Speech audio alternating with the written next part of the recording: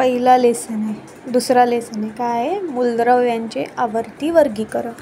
Okay, तर त्यातून तुम्हाला पहिला इम्पॉर्टंट प्रश्न आहे डोबे-रायनरची त्रिके, डोबे-रायनर ट्रायड्स. हा पहिला इम्पॉर्टंट क्वेश्चन आहे.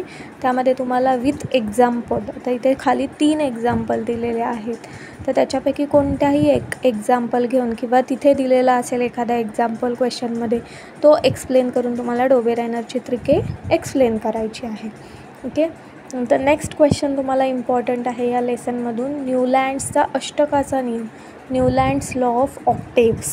हा इम्पॉर्टंट क्वेश्चन आहे.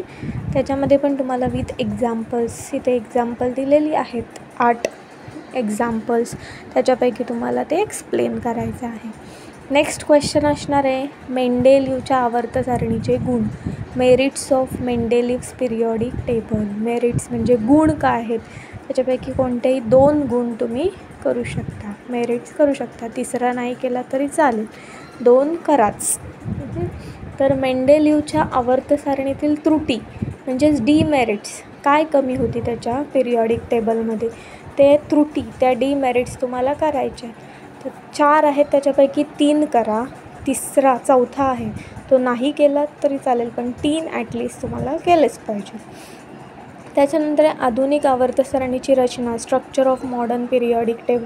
यामध्ये अख्खाच्या अख्खा असा क्वेश्चन येईल किंवा जे ब्लॉक्स आहेत त्याच्यामध्ये कसे विभागले गेले त्याच्यावरती एखादा क्वेश्चन येऊ शकतो, किंवा गाळलेल्या जागांसाठी काही क्वेश्चन येऊ शकतात. नंतर आहे, नंतरच्या क्वेश्चन नंतर नेक्स्ट पेजवरती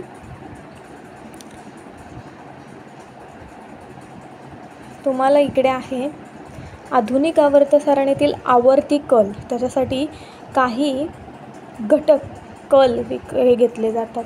त्यामध्ये एक अणू असतो, अणू आकारमान आहे, ॲटॉमिक साईज आणि वॅलेन्सी संयुज आहे, या एक्सप्लेन करण्यासाठी येऊ शकतात, त्यांच्या व्याख्या लिहिण्यासाठी त्या टर्म्स येऊ शकतात.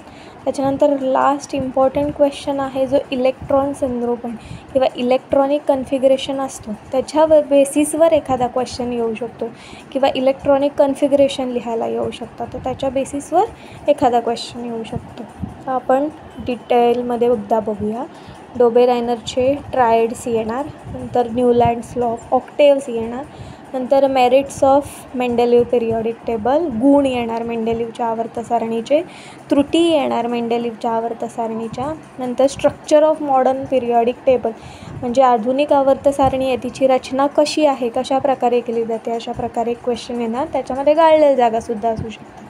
नंतर इलेक्ट्रॉन कन्फिगरेशन बेसिसवरती एक क्वेश्चन येणार, आणि 7वा आहे एक्सप्लेन टर्म्स, कोणत्या टर्म्स आहेत, ॲटॉमिक साईज आणि वॅलेन्सी, संयुजा आणि ॲटॉमिक साईजवरती एक एक्सप्लेन करायला, व्याख्या लिहायला फक्त, त्याच्यावरती तुम्हाला 1-1 मार्कला तो क्वेश्चन येऊ शकतो. ॲटॉमिक साईजवरती जे आहे काय आकारमान, अणू आकारमान, असे क्वेश्चन येऊ शकतात.